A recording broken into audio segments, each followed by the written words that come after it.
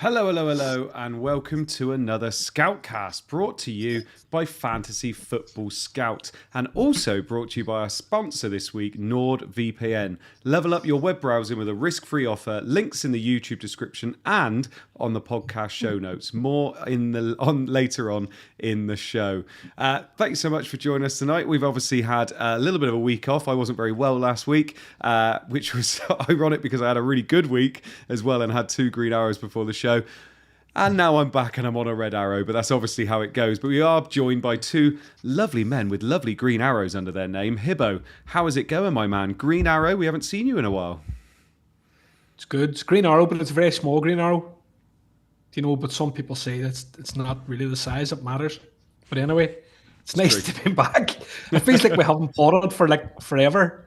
And you had the flu last week, and it just shows you how much use that we are that we couldn't put the show on without you. But look, I think plenty to talk about. We have double game week 24, so everybody's interested in Everton players. Liverpool, maybe they're not interested in Everton players, but we'll soon find out. Player selections, big chip usage is huge, so let's get on it.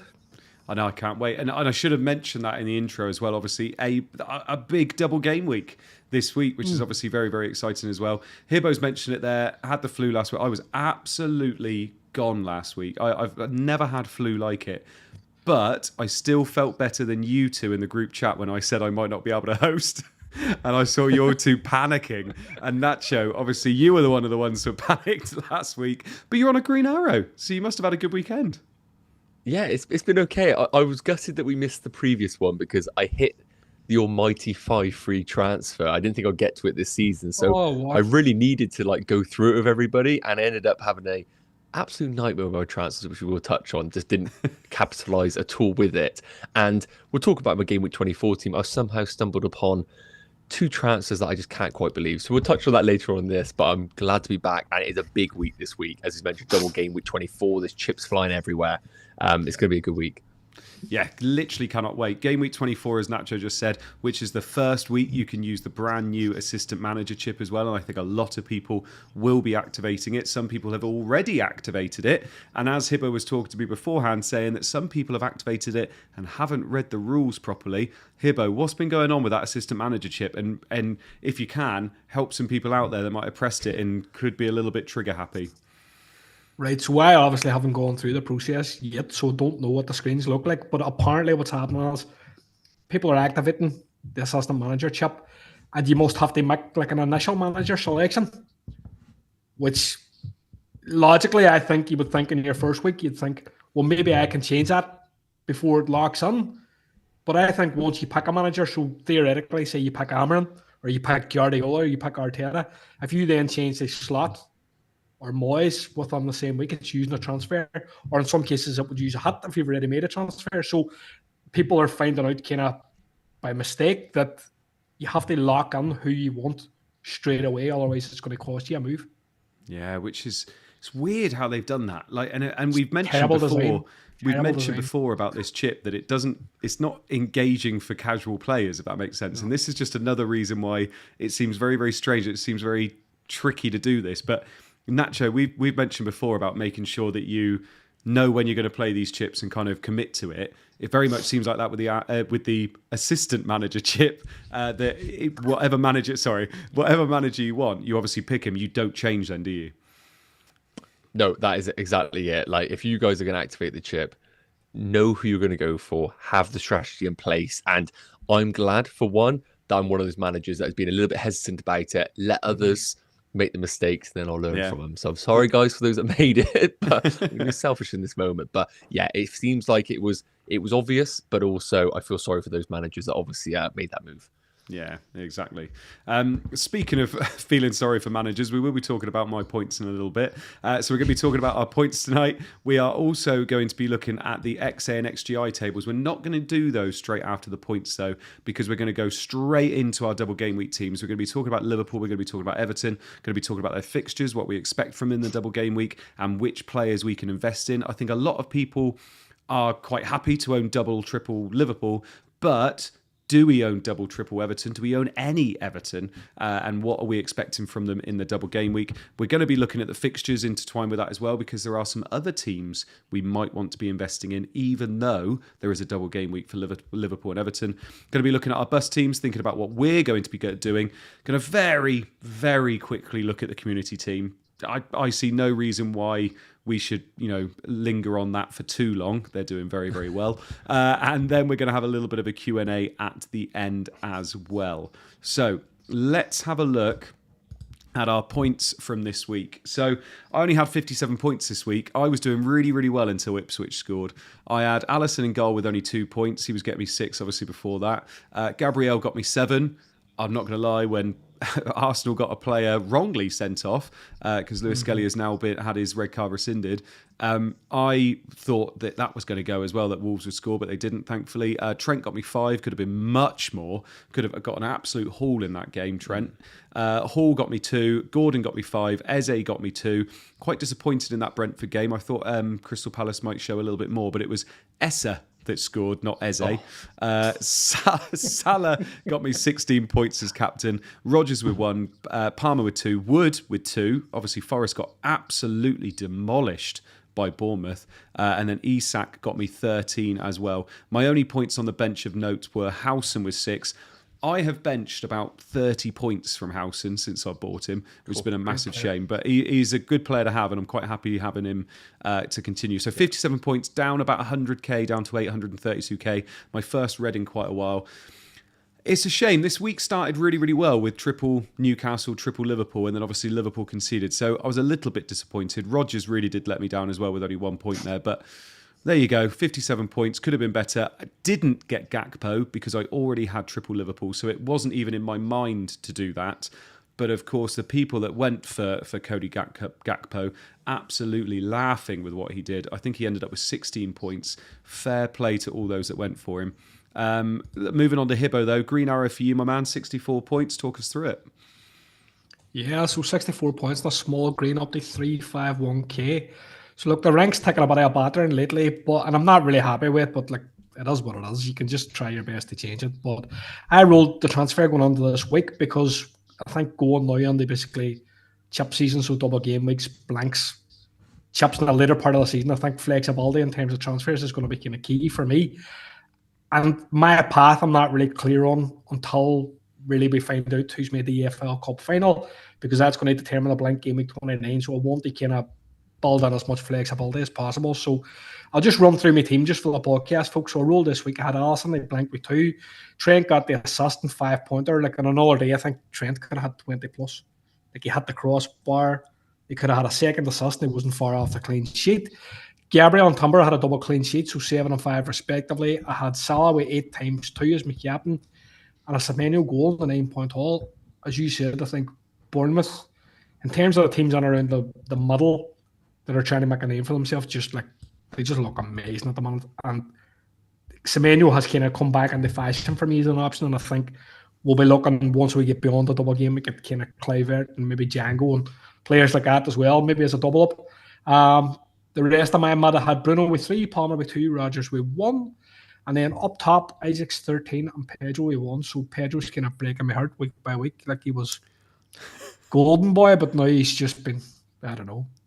I think Ndai has more XG in the last couple of weeks. So on my bench, we've got Mikalenko with a 6-pointer and a clean, and Greaves with a goal and 6. He actually bossed my Liverpool clean sheet. So it was nice to actually work out what Jacob Greaves looked like, because he's been kind of 15th man, 3rd sub my bench all season, but now I can put a face to a name. So yeah, it's a shame. Obviously, you had a 1-pointer from Rodgers and a 1-pointer from the man, the myth, the loser up front there. So apart from that, you had a really good week.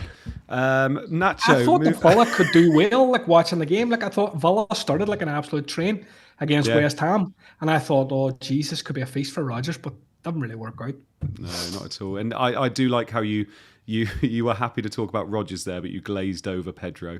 Nacho, moving on to yours, top scorer for us this week, 66 points. You got to be happy with that. I didn't realise you both owned Semenyo. When did that happen? Just, top managers just keep faith in these sort of players. That's it, really. Yeah, I know. No, I can't lie. I was very close to not even playing Semenyo this week, so I felt quite lucky. Obviously, Semenyo's had these points recently. I couldn't bring myself, I think, the third week in a row to be benching those points. So glad we stuck with Semenyo. But as I mentioned, for my week going into game week 23, I had 5 free transfers. And anybody that's hit 5 free transfers will kind of know the pain a little bit in the sense of it's actually quite stressful. It's actually quite a stressful thing because you don't know what to do. You don't know what to do. I know. Honestly, it is. It's one of those where I thought I'd really enjoy it, but there's so many possibilities with your team. So I ended up selling Sells for Alisson, which on the face of it looked like a brilliant move until the last minute. And then, of course, I sold Bruno Fernandes to Eze, and that was a perfect example of a player who I didn't like any of the replacements. So I went for Eze because I just liked the player. Didn't prove out to be profitable in terms of the transfer. So Alisson with a 2-pointer, back 3 of Trent, Gabriel and Munoz for that late assist, which actually proved to be a green arrow for my team. So that was massive. Eze 2-pointer, Gordon, Palmer, Salah with a captaincy, and then Semenyo with the 9 points. And then João Pedro just... I hate that guy. 1-pointer, and then Isak with a 13-pointer. So 6 points, happy. Gone into game week 24 with 4 free transfers, but spoiler alert, I've already made 2. Yes, and I'm sure you have invested in 2 players that you're going to want to own long term, and you obviously moved Ellie. Yeah, exactly. So I'm sure it'll be absolutely fine. Now, moving on to a little bit more about our sponsor for this evening, which I'm hoping I can just bring up their thing just here. Lovely jubbly. So our sponsor this evening is NordVPN. Oh, why do I keep doing that? Sorry. I'm messing this up a little bit. There we go.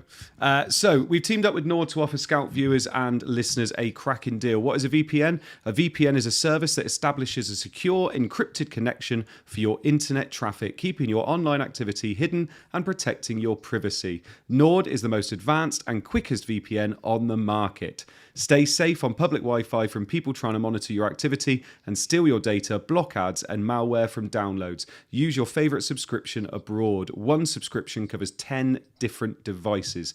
The best part is completely risk-free. If you aren't happy, get your money back with their 30-day money-back guarantee. You get 72% off a 2-year subscription, starting at just £2.59 a month for the basic sub. So there you go. NordVPN are our sponsor tonight. Make sure you have a look. It looks like a cracking deal, and obviously all the details are below. Right, let's move on to some double game week fever.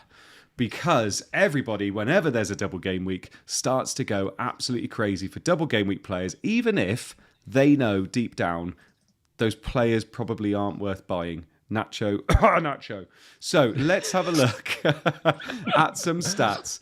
But before we look at the stats, actually, let's just have a quick look at the fixtures, because there are some people out there that might not know, obviously, that there are the double game weeks and what the fixtures are. Now, this is the next 6 game weeks based on... so this is the next 6 game weeks fixtures for all the teams based on difficulty. So it's ranked by difficulty. Everton are top. So for all those that are thinking of investing in Everton, they are top for the fixtures because obviously they've got the double game week there as well. Their double game week are 2 home games. They've got Leicester at home and Liverpool at home. And then after that, they've got Crystal Palace, Man United, Brentford, Wolves, West Ham. Liverpool have 2 away fixtures, which is interesting. I think we're going to touch on that a bit later for some of their players. They've got Bournemouth away, which... about 5-6 weeks ago, you might have said that was quite a good fixture, but Bournemouth away is probably one of the trickiest fixtures in the league at the moment. And they've also got Everton away, obviously, because Liverpool and Everton play each other to make it a double game week. And then Liverpool have Wolves after that. Brentford are third, and you've got Man United, Crystal Palace, Ipswich all up there as well. But obviously it's Everton and Liverpool we're going to be focusing on mainly. Now, I went into the members area before we started this and quickly snipped something to show all the Liverpool and Everton players of relevance and their XGI so far this season. Now, it takes a little while to get to an Everton player that's worth mentioning, but Liverpool obviously they're the ones that are dominating this table. And I think we ought to start with Liverpool first, boys. So Salah is top of this in terms of XGI for the season. 22.78 XGI this season so far. Comfortably top of anybody else that's on this list. And obviously that includes penalties too. Diaz is second. Szoboszlai is third. Then Gakpo. And then Trent is in fifth. They are the top 5 Liverpool players so far this season for XGI. In terms of if we kept on going down this table and looking at the Liverpool players, Jota is in 6th. Interestingly, considering the actual minutes he's played this season. Then we got McAllister, we got Nunes, Gravenberch, Robertson, you got Konate. I'm just looking there. Gakpo doesn't seem to be on here, actually. But we're looking at this table. Oh, no, Gakpo isn't on here. Sorry, It wasn't in green. Sorry, he's 4th. I'm looking at this. Now, most people have got Salah. And a lot of people maybe have a defender. But I'm going to go to you first, Nacho. If you haven't invested in your Liverpool yet, which some people might not have done before the Ipswich game, if you were to say, I want Salah and I want some other Liverpool players, would you get a triple up first? I'm assuming yes, but I'm just going to play devil's advocate there. Would you get a triple up first? And if you did, knowing all the information you've got now and the 2 away fixtures, who would be your other 2 assets out of all those Liverpool players, do you think? Yeah, so firstly, yes, I think a triple up is important going into this double game week. I know a lot of people are a little bit worried about it with Bournemouth away and Everton away, and I appreciate that because Bournemouth have been a very good team, probably all season, I would argue, especially over the last couple of months. But it's still Liverpool, probably the best team in Europe right now, and consistently the best as well. They're not going up and down like certain teams in this league. So I think Liverpool triple up, you can confidently invest in those. I think the one thing I will say is less confident is the clean sheet potential. I think Bournemouth can score goals in that game. And I think Everton, it won't be a surprise if they were to nick a goal in that game. Maybe when we look at the Everton stats, maybe we will be surprised at that. But then we have to also consider the Wolves at home game in game week 25. So we're not just focusing on double game week 24. And would you even be surprised if there were goals in the City away game? So with all that said, I think the emphasis is get Trent as your defender, Salah, and I think Gakpo is the third one. I can't confidently sit here and say to you get double Liverpool defence just based on the fixtures coming up. And we know Liverpool score goals, and I think you want a piece of that attack outside of Mo Salah. Yeah, I mean, obviously a lot of people went for Gakpo this week. Do you think it's reactionary to go for him again now, or do you think he just makes an awful lot of sense? I think it makes a lot of sense. Obviously, team dependent, what managers are selling. We spoke about some people maybe moving away from someone like an Alexander Isak, which is crazy. So it obviously depends on what player you're moving from. I don't think you've missed the boat on Gakpo, but I believe he's only scored 1 away goal this season in the league. So just keep that in mind, like in the back of your mind. But still have to remember, Wolves at home in game week 25 is still a great fixture as well. Do you worry a little bit about Gakpo in terms of rotation with the fact that this double game week is really strange, isn't it? Because there's 2 fixtures in between the 2 fixtures that Liverpool have because they got 2 cup games as well. Do you worry a little bit about that? You know, obviously Nunes is starting to try and come back in the fold. Does that worry you at all? Or do you just think play what's in front of you? I think play what's funny. Obviously, we're getting a bit more information tomorrow night with the PSV game. We might see Gakpo play, obviously, against his old club. Then we got the first game of the double, and then we have 5 days later, the second leg, which we are anticipating Gakpo to play. But then he isn't going to play the 4th round of the FA Cup. And then the Everton game is effectively 6 days after that second leg of the EFL Cup. So for me, I have no concerns about Gakpo myself. I think we can see perfect rotation in the Plymouth game. And yeah, I'm not too concerned about those minutes. Yeah. And Hibbo, easy for you? Get 3 Liverpool. Who are your 3 to get? Well, I'm in a position that, similar to yourself, I already had my triple up in place. So like I had gone for like Alisson Becker, Trent, and Salah. Now, like looking at it now, kind of reflectively, like I think still Salah's a lock. I think Trent's a complete lock. I know we've seen some stuff on socials where people don't seem to agree on that, but I think there's a certain amount of income bias in that. Like I think if Trent had went out against Ipswich and smashed on 20 points, everybody would be jumping on him. And I think if we look at his ownership, he's not hugely owned. I think he had an EO of about 50 or 60%, like my level, which isn't huge, you know. So like going on a double game week, there's gains to be made in a player like Trent, although like we would look at that and think, how is that really possible? But no, I like Salah, I like Trent. If I was starting from scratch again now, I think I would definitely double in Liverpool attack. Yeah. Definitely. You know, like, and again, there could be a certain amount of outcome bias in the fact that we saw them smash Ipswich, we saw Gakpo do the business. But I think you kind of made the point yourself in the fact that like Bournemouth are a really good team. Yeah. You know, they've gone out and smashed Forest, who everybody liked. They've gone out and smashed Newcastle, who everybody liked. So like away from home, or like if you're going to their ground, I would kind of expect Bournemouth to score against Liverpool. Do you know, so I think that weighs against double defence a wee bit. In terms of the turnaround, I'm the same. I think a turnaround's okay. I think Gakpo playing against PSV is of absolutely no concern. I think personally, FPL Twitter just gets itself, or FPLX gets itself in a complete flap these days about like players playing midweek games. And it's not really just about injury. It's nearly like they believe that players can't play twice a week. Nonsense. Like you're talking about a Wednesday night, then they play Saturday. Yeah. Then they play Thursday, and they play Thursday in the Cup, the EFL Cup. I think Nacho had the nail in the head. He's not going to play against Plymouth. And then he's got Everton on the Wednesday after that. So he's kind of got a Thursday-Wednesday gap between the Spurs EFL semi-final and the Everton second game of the double. So I don't think there's any concern around turnaround. I think his numbers are strong. We'll touch on it when we get to like XA and XGA. His numbers, his minutes are good. His data's good. And I think if I was starting from scratch, I would definitely buy Gakpo without a shadow of a doubt. So, because I get that. And obviously, if you only have 2 Liverpool and you got space for Gakpo, then it obviously makes sense to get him. Can you name for me the strikers you would not sell if you wanted to get Gakpo? Which strikers are you like, no, I draw the line at selling them. So, for instance, most people have Isak up front. Would you sell Isak to get Gakpo for the double game week? No. Who would you sell? Would you sell anybody else? Name me some strikers. Well, Pedro. Sell. No. Sell. Jimenez. Sell. Chris Wood. Sell. Yeah, easily. Yeah, I would as well. The fixtures aren't great for Wood. Like, when people are in danger, we would have maybe trying to holding on to the points that he scored rather than his point scoring potential, if you know what I mean. Like, I think like the next, they've got Brighton, they could score against them. He's got Fulham, he could score.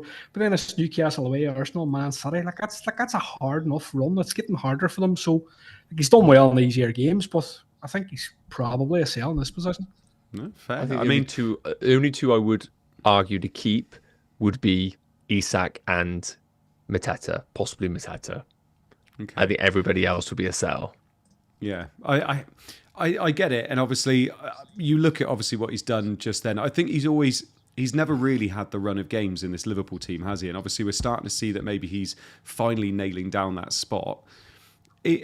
When you're looking at it though, Trent, we've mentioned Trent there. We've mentioned the fact that you feel like you do want him in this team, Nacho, and obviously he could have done very, very well in the last game.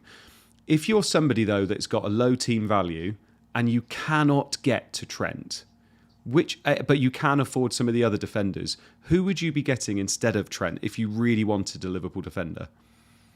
Well, I think there's only 2 options, and that's Konate or Van Dijk. Now, it seems like they are going to try and manage Konate with these fixtures coming up. Now, I don't see him getting any minutes against PSV, so we're going to anticipate Konate good for the Bournemouth game. Then, are they going to play him 5 days later in the FL Cup's second leg? I imagine that they might try and wheel him out, but then he will have 6 days rest. So, I think there's enough right now that I'm looking at in terms of rest to go for Konate over Van Dijk myself. I think Van Dijk will give you the minutes, and we all talk about the attacking threat. I think we all have nostalgia about Van Dijk and his attacking threat. It still is evident, but I just think Konate is probably the route I would go for right now based on the rest time that he should get over this period. Yeah, do you agree with that, Hibbo? I'd probably go for Van Dijk, being honest. Like, I would be a wee bit concerned. Like, I do... Slot's been misinterpreted, and he was actually misquoted on Twitter about this. Like, he basically said that they just have to be kind of mindful about how they go forward with Konate, but it was quoted as he can't play so many games in a period of time, and it wasn't actually what he said. But I do think games are coming thick and fast. There is an argument that he sits out. I don't think he plays PSV. I don't think he plays Plymouth. And there's an argument that you could say he's still going to play the other 3 games. But there's the argument that he could sit one out too. Do you know, like, if he's still in a phase where like his body's recovering from injury, maybe tweak something. Maybe, I just think if you were buying somebody now, in terms of being a wee bit more robust physically, I think Van Dijk probably is, and he gives you a certain amount of goal threat. I think, so like he could come up trumps in a double, and he has come up trumps in doubles before. So I think if I wasn't going for Trent, I would go for Big Virgil. No, I like it. I mean, I like the fact there's obviously two options there. And the player that we haven't mentioned yet, that pretty much everybody owns, is obviously Mo Salah, Nacho. And a lot of people that have held on to that triple captainship are going to be wanting to use triple captaincy on Mo Salah this week. But with 2 away games against Bournemouth, which we just said is tricky, and Everton away, who Everton can, they do know how to keep clean sheets. Do you think this is the time to use it? Is there any kind of, if you had it, is there doubt in your mind as to whether this is the perfect time to do it? Because historically, using it on Haaland, using it on Salah, using it on Alexis Sanchez, whoever it was, Aguero, Kane, there was always a home fixture in there that kind of made you feel like that is the banker fixture in this double game week. Doesn't feel like there's a banker fixture in this double game week for Salah. So if you still had the triple captainship and this, the royal we, would you be using it this week, do you think? Yeah, so obviously being in a position where I have the triple captain available, I try to break it down and think to myself, who are the players that I would consider putting the triple captaincy on? And I came to the conclusion it'd be Mo Salah, Cole Palmer. I think both of those we've seen enough to justify the triple captaincy. I think Isak could fall in that category, and Erling Haaland. I've ruled out Erling Haaland because I do not know at any point this season whether I will own him. And I think that's a big thing that we need to consider is, firstly, are we going to own that player? And secondly, are they even going to be fit in that period? And there are good game weeks for Salah in the future. We've got Southampton at home in game week 28. Fantastic. You've even got Leicester away in game week 33. But I think we're going to need these chips for later on in the season with the doubles. And if you're in a position like myself where you've got all your chips available, I think you just get the triple captain done in this week. Yes, it isn't ideal, but would anybody right now be surprised if Mo Salah cropped up with a goal in both of the games? I don't think anybody would. So I think he's the best FPL asset in the game. We've seen it for years. It's a double game week, guaranteed minutes, penalties. I think you get the triple captain out of the way, and then you focus on the back end of the season with your additional chips. I mean, what do you think, Hibbo? What's a successful triple captaincy chip for Salah? If you were to play it this week, Everton away, Bournemouth away, what points total would you say? Would you walk away from and go, yeah, I'm happy with that? Somewhere between 12 and 14, I think. That's so specific. So 13 then. and then double it up, obviously, like 24, 28 points. Or no, well, sorry, treble it up, actually. But yeah. No, I think that's the ballpark. But I think Nacho's point's right. You're looking at the fixtures and you're thinking, there's a wee bit of nostalgia here. You're maybe never going to be able to triple captain Salah ever again. And he has been probably, maybe in my lifetime, the best player on fantasy. Yeah. He turns up every season. He's going to smash his record points this season.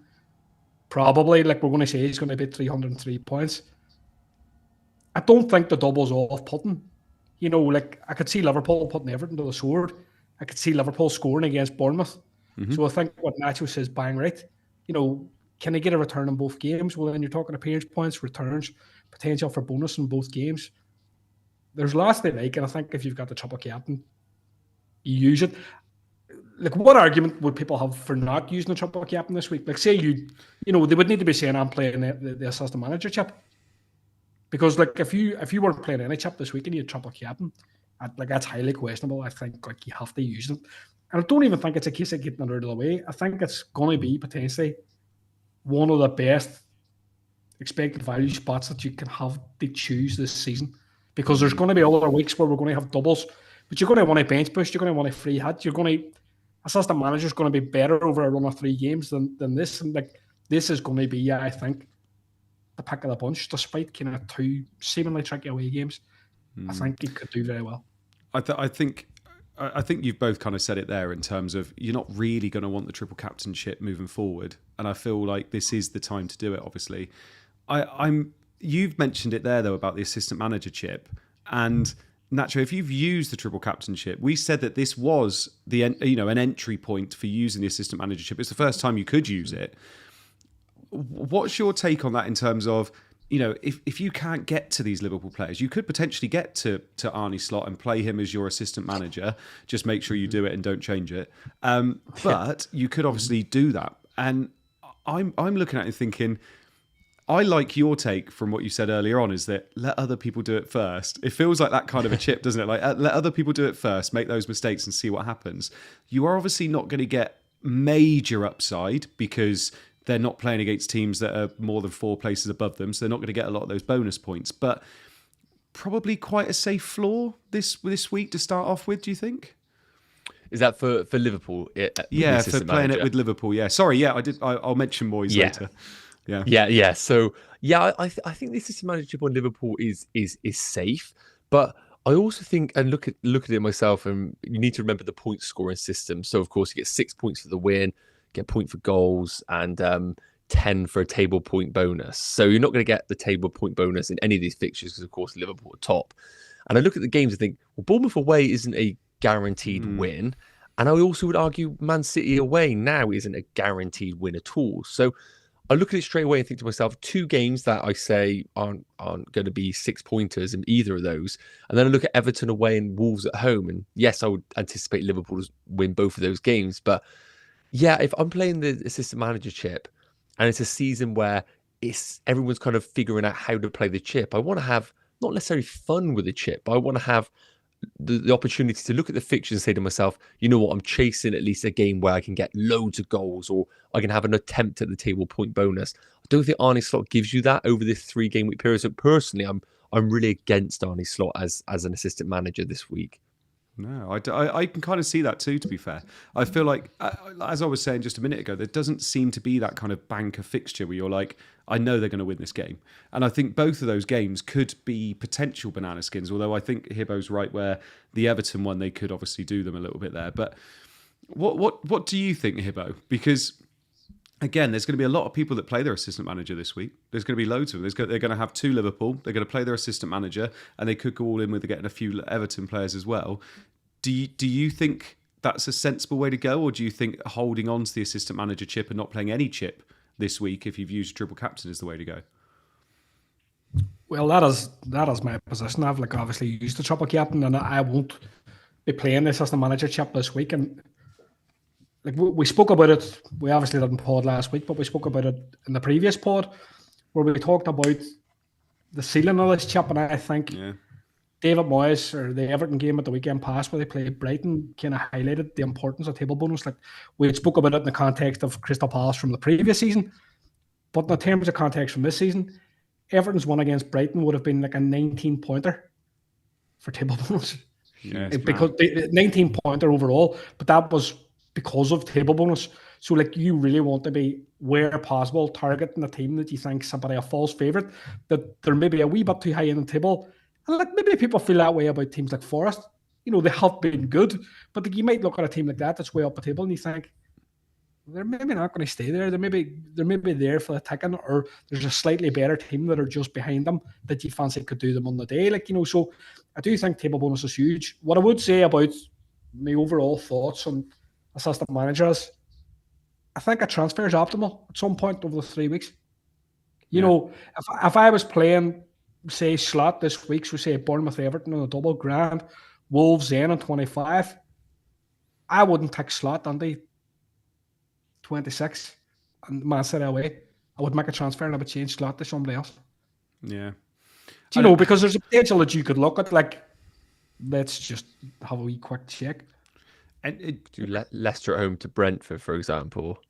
I wouldn't pick Leicester. I honestly wouldn't pick Leicester. But interesting. I had this chat with Gianni over the weekend, and for some reason in my head, I just thought, pick a manager, have a good 3-week run, and obviously save your transfers. And he was saying, well, why would you save your transfers? In other words, moving manager and being able to potentially get between 10 and 20 points is way better than just using a transfer on a player, because that player, the potential of them getting 10 or 20 points is going to be a hell of a lot less than doing it on a manager potentially. I thought, actually, I didn't really think about doing it that way in terms of using your transfers and your manager will potentially be more valuable and get you more points. And I'm looking at it and thinking, is there something to be said for using it on slot this week and then moving, like you said there?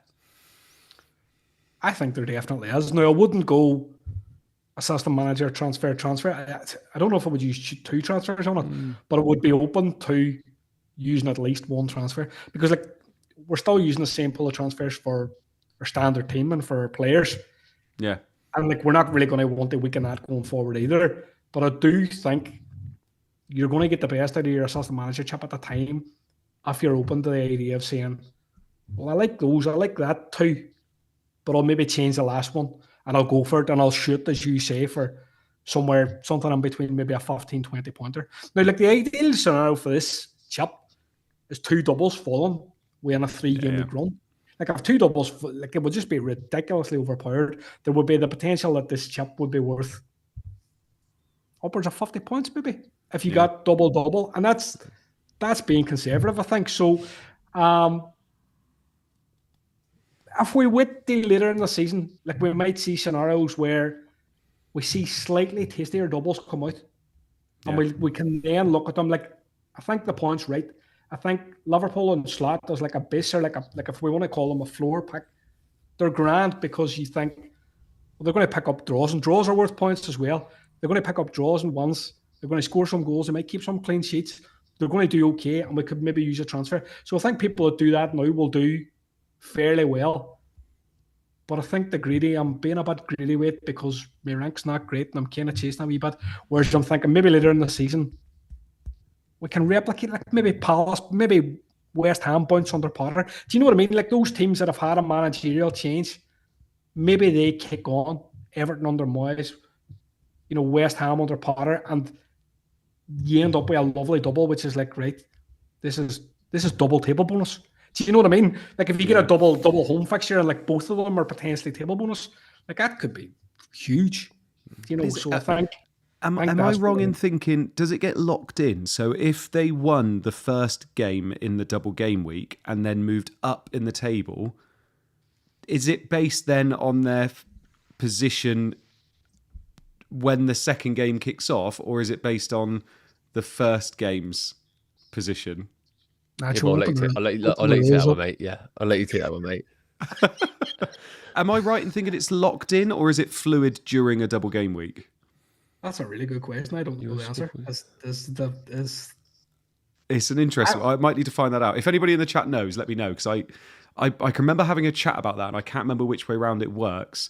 But it's obviously worth looking at that in terms of, if a double game week, you could move up 2-3 positions and then obviously not get the bonus. So. I think people are saying it's before the game week starts. So obviously in a double game week, it's where you are. So it's locked then. So you've got the information there, which is good. But yeah, it's worth, I would just double check that as well. Let's talk about Everton, because we've been speaking about Liverpool quite a lot there, and people kind of already know their position on Liverpool in terms of wanting the triple up or going with slot.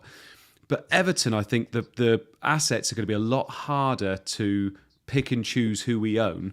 And obviously it's been made a little bit harder recently because of injuries as well. So Calvert-Lewin last week scored a goal. All of a sudden there was a bit of a bandwagon. People jumped on him early, got injured last week, and it sounds like he's going to be out for a little while, which is a bit of a shame for him, obviously. McNeil, already injured, by the way. This is me going down the table here. So Calvert-Lewin was 6.77 XGI over the season. McNeil, 4.86. He's injured as well. And Dye came on, scored the penalty, which was a brand new piece of information. We didn't have the EB on penalties without Calvert-Lewin. 4.05 XGI for him. He got a bit of a knock, but it sounds like he might be okay, but it's worth monitoring that. Jack Harrison is next. Probably can't go there either. Tarkovsky, Lindstrom is also on this list. Mangala, Idrissa Gueye, Ashley Young, Beto, Decore. And bottom of this table is Mikalenko, who has about as much attacking output as I do. Now, I'm looking at this list, and Hibbo, I'm going to go to you first. So I keep going to Nacho first. I'm going to go to you this time. Ooh. Looking at these Everton assets, how many do you think you should own going into this game week? If you could own them for free, how many do you think you should own? And if you're going to tell me 2, who would be your 2, do you think? How many should you own, and who should you own, do you think? What do you mean if I could own them for free? Just free transfers, no hits? Free transfers, no hits, yeah. Right, okay. I have Mikalenko at the minute. So he obviously counts as one. And I think having a piece of the defence isn't a bad idea. People have Pickford. I think he's a reasonable pick. The fact that DCL's out and McNeil are out, is obviously a blow because, like, as fantasy managers, they're like the two players we would gravitate to. Like DCL, obviously plays striker. He had the pains. He's been fairly crap. I think we can all be honest about that, despite the fact that plenty of people went there last week. And by the way, plenty of people bought DCL last week and benched him, right? Because they had like 4 transfers or something. Like a terrible move. I'm just going to tell you, if you made that move, huge skill issue. You should know that. Anyway, McNeil has sets. He takes set pieces. He's having trouble with his knee. So like McNeil, we don't really know what the story is with McNeil because we thought he was going to be back. And I'm actually a big fan of McNeil, so it's a shame that he's missing out. But who do you buy? And I do think buying and die is okay. I think personally, I might go there. I think it depends on the composition of your team. It depends on how your team's made up, who you're potentially going to fill this week. And I think once we get on the boss teams, it'll become clear why I'm considering it. But his underlines aren't great. With his own pens, we're pretty sure about that. We're going to wait and see if the knock thing materialises and if he's injured. So just hold your transfers. Like, people were rushing and dying at the weekend because there was price changes. This is the wrong time of the season for that. Do you know? Like, you have to be completely sure about your transfer. Like, don't be buying somebody like on a Sunday night because he's like a 5.4 million forward that might go up 0.1. Forget about that. Just make your decision closer to the deadline. I think he's the one I would pick. And with a double up, I would be fine. Like 2 Everton players, I would be fine. I don't think I would push the boat out and go, like I really need 3 here. Yeah. But the same token, like, I know really good players that are turning around saying, I'm not buying any Everton players. And in fact, they're looking at single game week options and they're maybe looking at buying Brian Bumo and people like that who they want for the long term rather than very short term players. But look, I think it depends on the composition of your team. I think in the short term, they make my team better. I love double game weeks.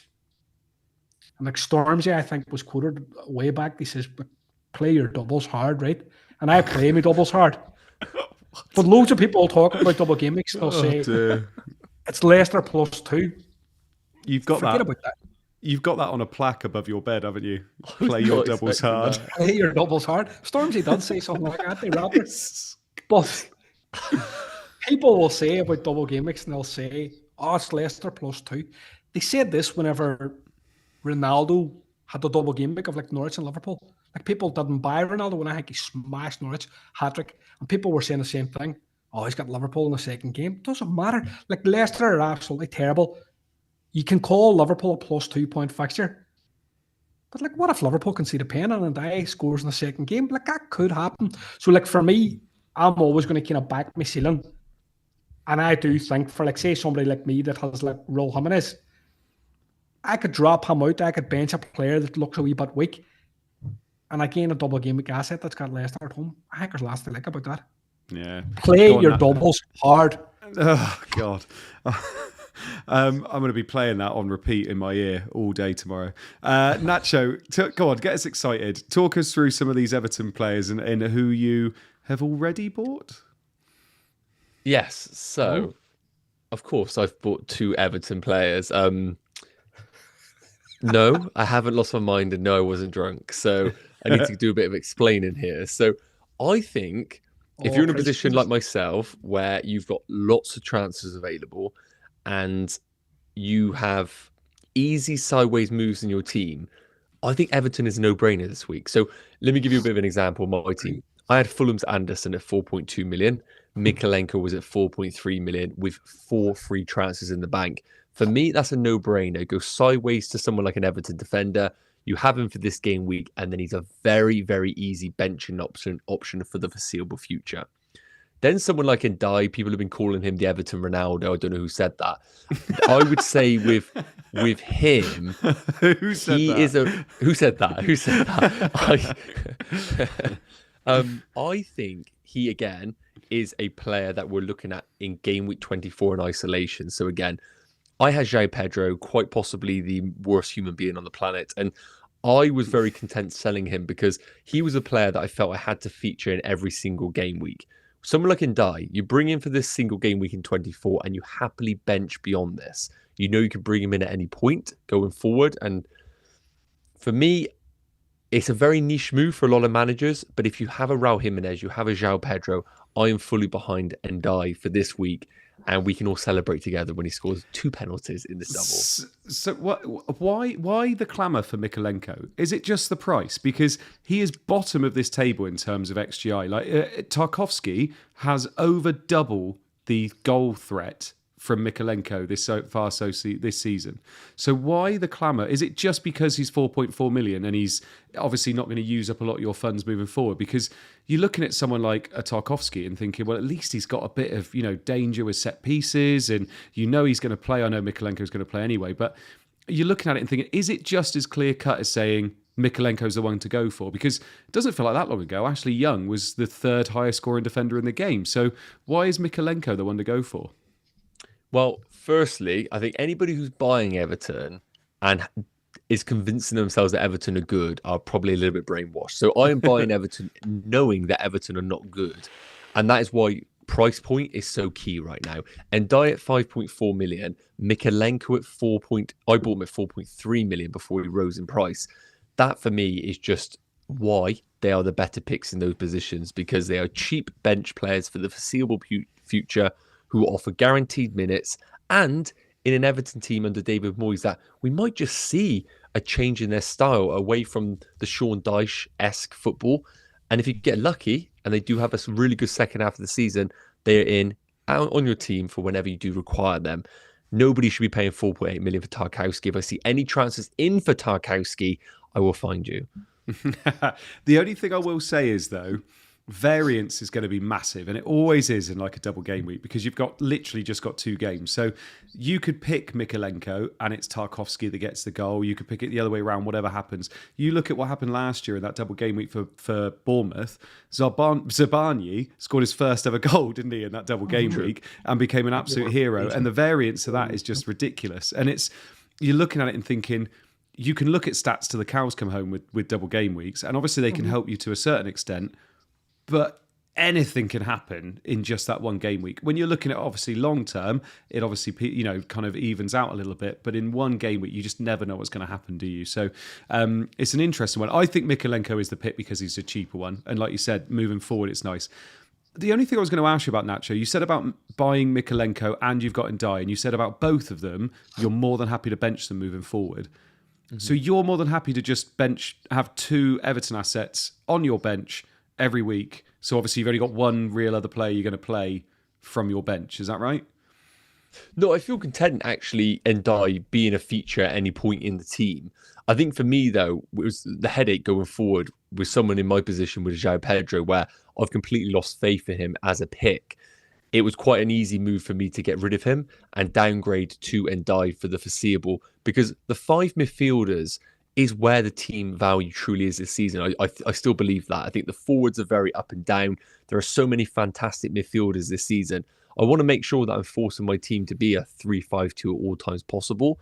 And Ndiaye in the team means that whenever I require him, he can come in. But of course, we need to remember as well, this team isn't between now and the end of the season. I'm only looking to keep this team maybe for the next 6-7 game weeks. And if you can keep yourself afloat around 3-4 transfers each and every week, obviously a blessed position, then your team structure can change at the flip of a hat if you want to. Yeah. I mean, the other thing I suppose we haven't mentioned yet, Hibbo, is David Moyes. We talked about Slot. David Moyes obviously has one nice fixture this week in Leicester at home. Then he's got Liverpool at home, and obviously you could change it then if you wanted to, or keep him going. Any love for the Moyesinator? Definitely not. Whoa. It's Moisey. It's Moisey, but no, I don't see it. Like, I would, if I was playing it now, I would play it in slot. I would fancy that double. I think, all right, double home game, Liverpool and Leicester, but I don't really fancy Everton against Liverpool, if I'm completely honest. I do fancy them against Leicester, but then they're like Palace away, United at home. Like, there's an argument that you could swap in 26, but no, I think it would be slot or bust, I think, for me. Good to see Moyes back there. Good to see a bit of bounce. Dyche departed in kind of strange circumstances. Like, I'm a bit of a Sean Dyche fan. I think everybody is. He's got the meme, like, utter woke nonsense, and it's just brilliant. Like, but he kind of left under, like, you know, his team have been doing well defensively. They're always kind of quite a strong team.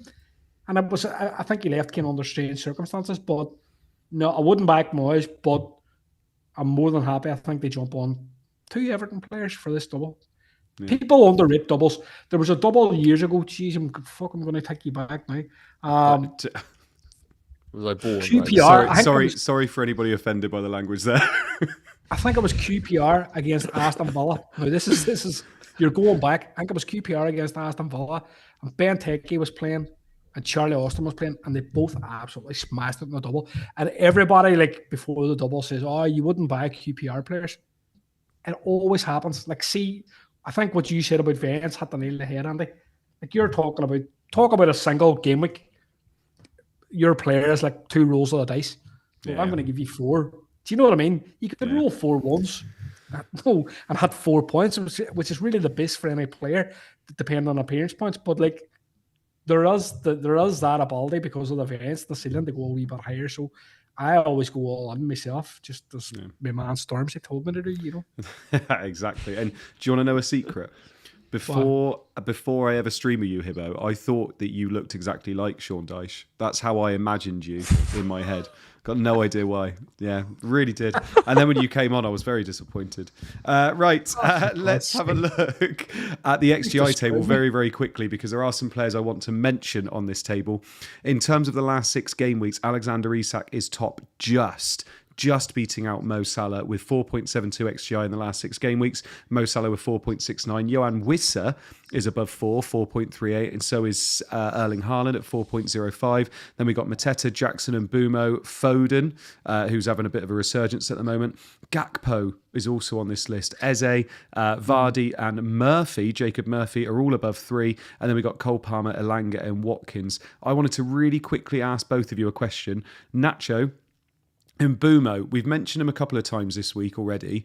People are trying to get Mbumo back into their teams if they don't have him already. Obviously scored a penalty very luckily at the weekend after being allowed to retake it, even though there were multiple players going into the box.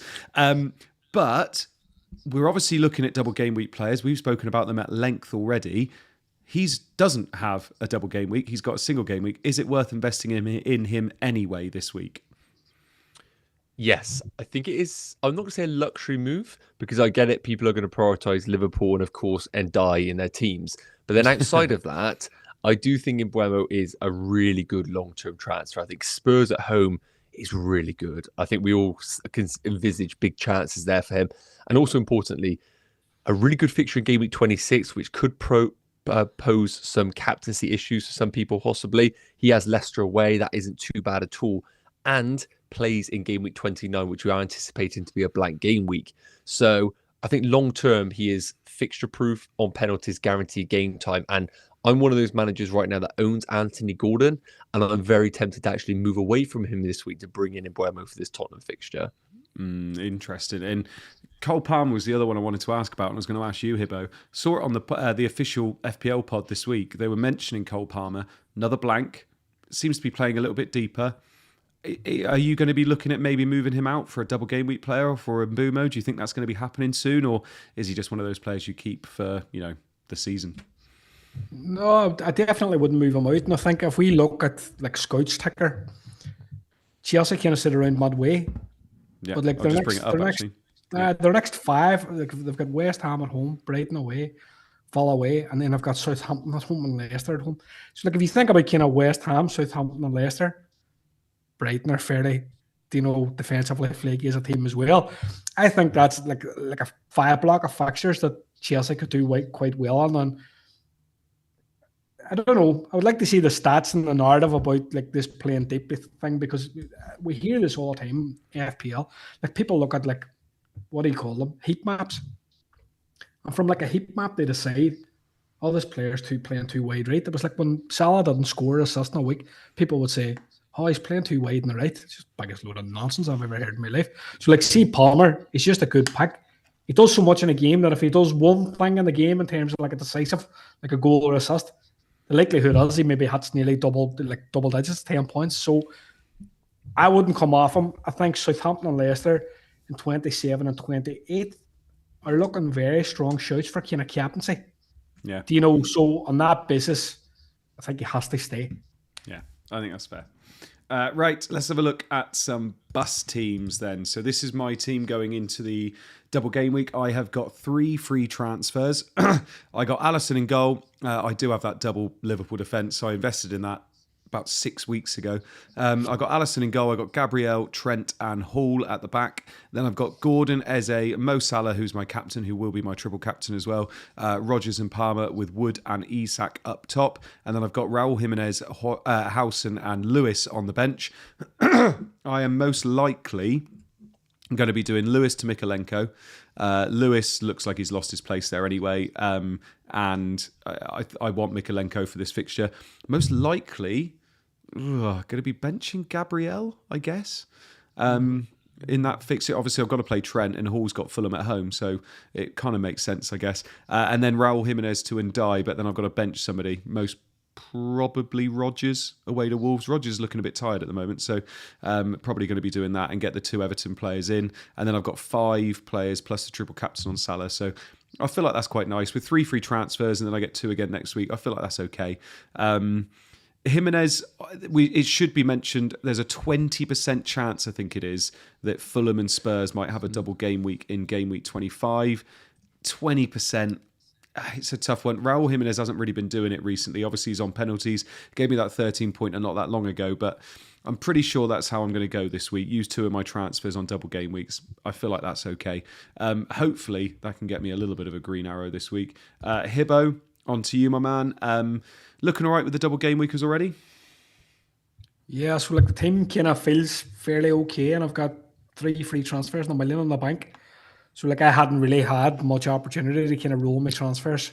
So I've taken a chance in the last few weeks to get a few on board. So like we touched on during my game week review, like we've got this double game week, we've got blanks, we've got heavy period of chip usage. So I want to be in good shape to be able to attack at as best I can. So just running through my team from back to front, I've obviously got 4 double game week players already. I've got Alisson and Trent away to Bournemouth and Everton on a double, and then obviously Mikalenko has Leicester and Liverpool. People talk about the double and they say Leicester plus 2 points, but like you never know. Like Mikalenko could surprise. At the moment, I've got Gabriel. He's sitting on the fence for my boss team. I could play Greaves, but that would be a stretch.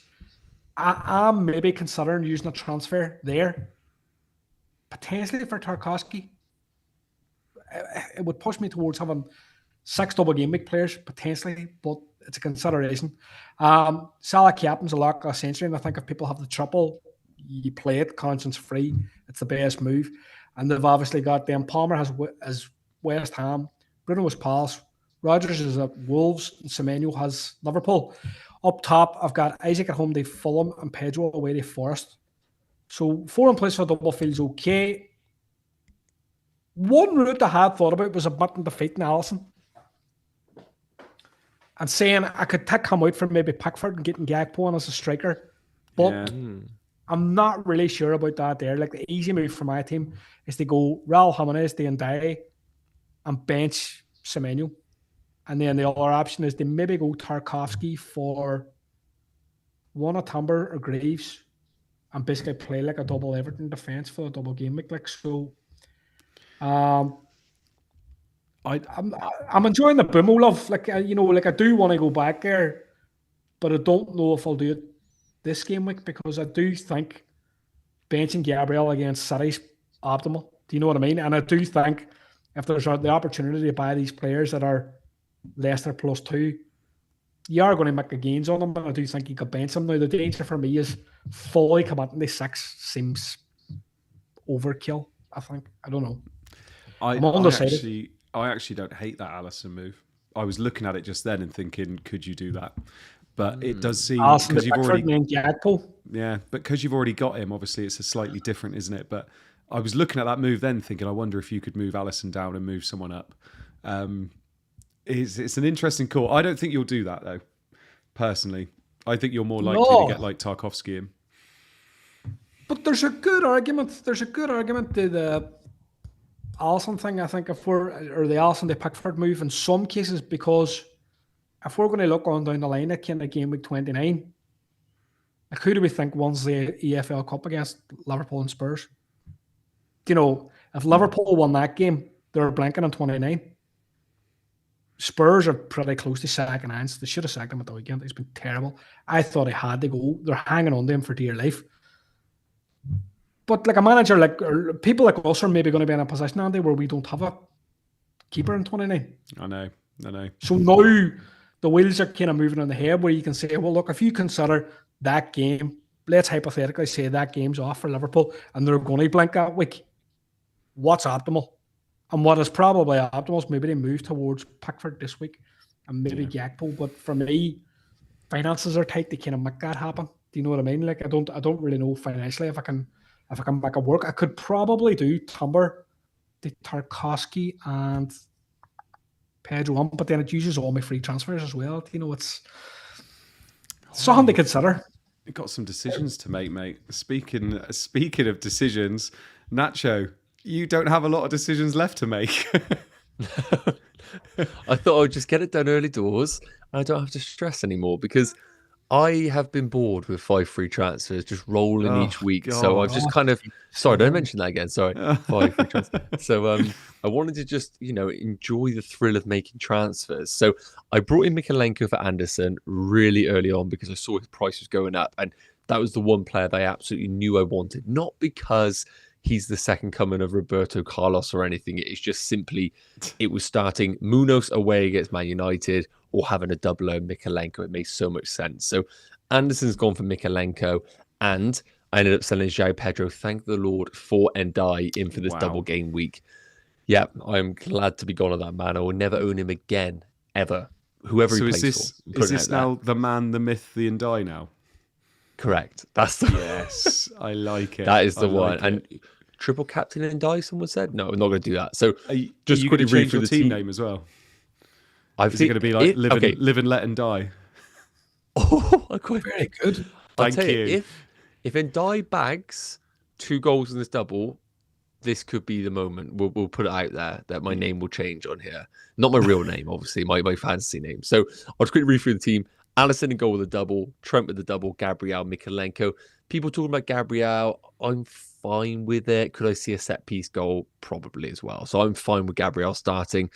Eze was the man I brought in last week. Going to play him away against Man United. I still don't think Man United are back. Gordon, Palmer, and Salah with the triple. Captain, and then Ndai. Visser up top, which I'm really glad to have because I know a lot of managers are moving towards him. And then Isak. There is one more transfer I might make. I've still got 2 transfers left. 1.1 million in the bank. And I could be tempted to do Gordon to Mbeumo before the deadline. Ooh, interesting. That feels a week early, maybe. That's an interesting one. I feel it was a week early because I've got Visser. Yeah, I mean, I think I didn't have Visser, I would go there. You could do Gordon to Decore. That might be quite nice as well. Done. Right, let's have a look at the community team. And I'm not going to lie, I need to get them to start sending the updates to you guys because it absolutely kills me every week. They're storming it at the moment. They're ahead of all of us now. They scored 82 points this week. Flecken in goal with 3, Trent with 5, Munoz with 4, Gabriel with 7. Nothing overly special there. Palmer with 2, Salah captain with 16, Gordon with 5, Semenyo with 9. They still have Semenyo. Isak with 13, Wood with 2, and Gakpo with 16. So fair play to you. 82 points. They used 1 free transfer, which was Jackson to Gakpo. They got a 112k green arrow, rising from 257k to 145k. Wow. So they're now above all of us now. I have told them, because last year they beat all of us and they retired Seb and Flappy. So I've told them they can choose which one of you leaves at the end of the year if they beat us all. They pleaded that I stayed, but they were happy that one of you would leave. So I said that's absolutely fine, boys. Right. So well done, community team. You do this every year. You start off so indifferent, and then you absolutely smash it until the end of the year. So fingers crossed you get your 100k finish again. Right. Bit of a Q&A to finish off. We went on a little bit longer tonight. I know we didn't bring up some of the normal screens. That's because we wanted to talk about that double game week for quite a while. Send us in your questions. I think we've peaked up just over 600 people tonight, which is fantastic. So thank you so much for joining us this evening. and we'll try and get as many of your questions answered in the time limit as possible if we can.